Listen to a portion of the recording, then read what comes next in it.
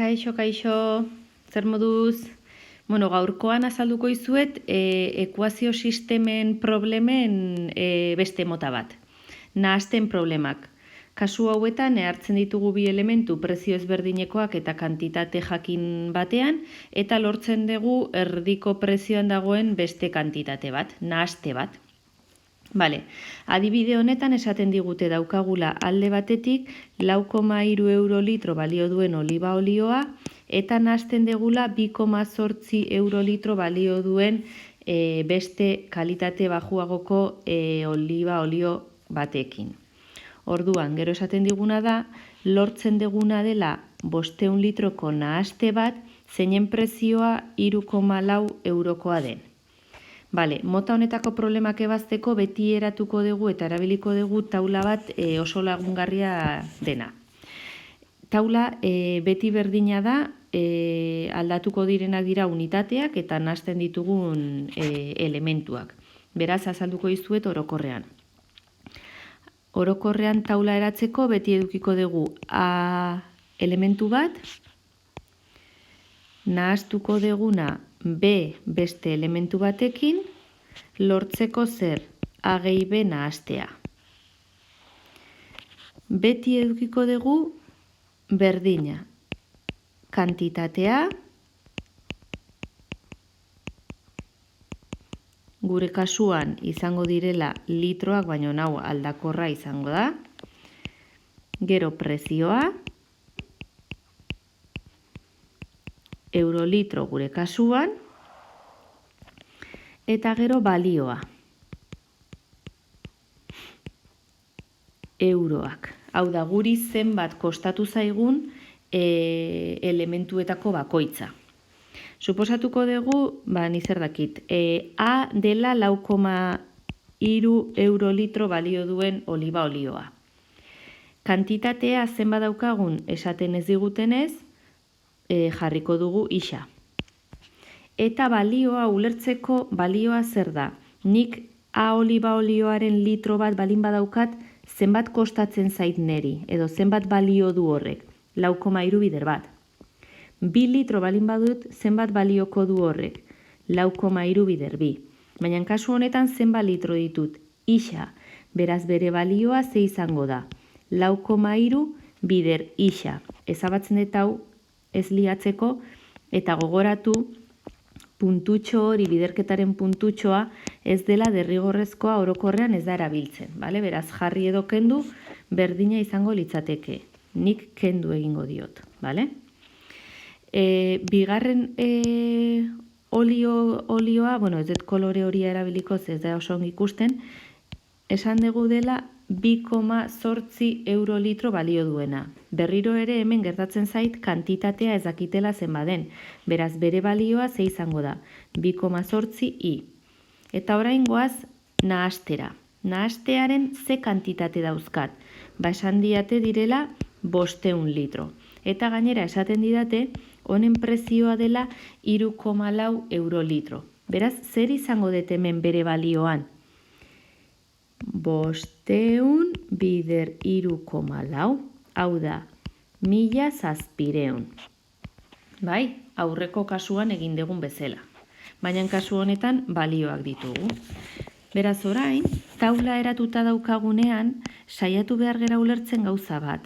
Hau da, taula honetan erlazioa daukatenak edo beti, erlazioa daukatenak zeintzuk dira. Kantitatea eta zein gehiago eta balioa. Orain ulertuko ez dute zergatik. Nik bi elementu balin baditut eta nahasten balin baditut, nahastearen kantitatea besti izango da bi hoien batura. Hau da, nik balin badaukat atik 3 litro eta betik 5 litro, nahasteak izango ditu 8 litro. Hori beteko da beti. Ze gertatzen zait balioarekin? Gauza berdina. Neri A elementua kostatu balin bazait 10 euro eta B elementua kostatu balin bazait 5 euro, nahastea kostatuko zait 15 euro. Hori betetzen da gogoratu beti balioarekin eta kantitatearekin. Prezioarekin ez, zen prezioan olako erlazioak ezin dira finkatu. Beraz, hemendik zer egiten dugu? Hemendik ja lortuko ditugu ekuazioak eta hortik sistema. Nola lortuko dugu sistema? Edo sistema bazeko behar ditugun bi ekuazioak.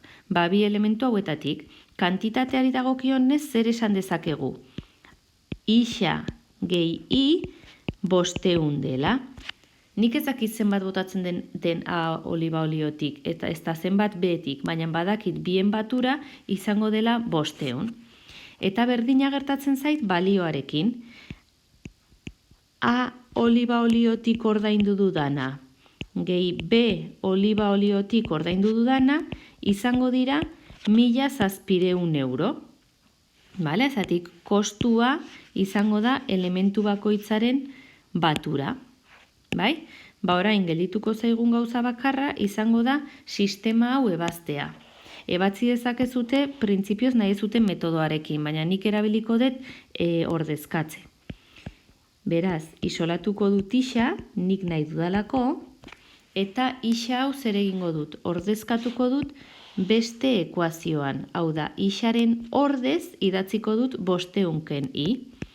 4,3 bider 500 i, gehi 2,8 i, izango da 1.700. Bai?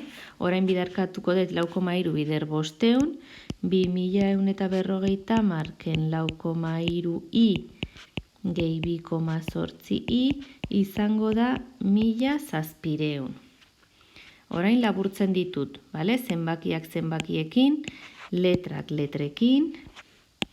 Beraz, zer dauzkat? 2.150 ken 1,5 i dela 1.700. Orain erabakiko dut pasatzea 1.700 ezkerrera eta minus 1,5 i eskubira positiboak izateko dauzkaten letrari dagokion zenbakia. Bai? Beraz, 1.150 ken 1.700 izango da 1,5 i. Hau da, 250 izango da 1,5 i. Gogoratu beti jartzen degula, zati 1,5, zati 1,5 ez liatzeko, bale? Eta hemen ateratzen zaigu, iren balioa dela 300. Iren balioa 300 dela jakinik, nik zer egingo dut? Sartuko dut ixari dagokion ekuazioan. Eta hemendik lortuko dut ixa dela 200. Beraz, orain, gai naiz nire probleman, esateko A motako oliba oliotik 200 litro behar ditu dela, eta B motako oliba oliotik 300 litro behar ditu dela, 500 litro lortzeko 3,4 prezioa duena. Bueno, mila esker, espero dut lagungarri izana. Gero arte!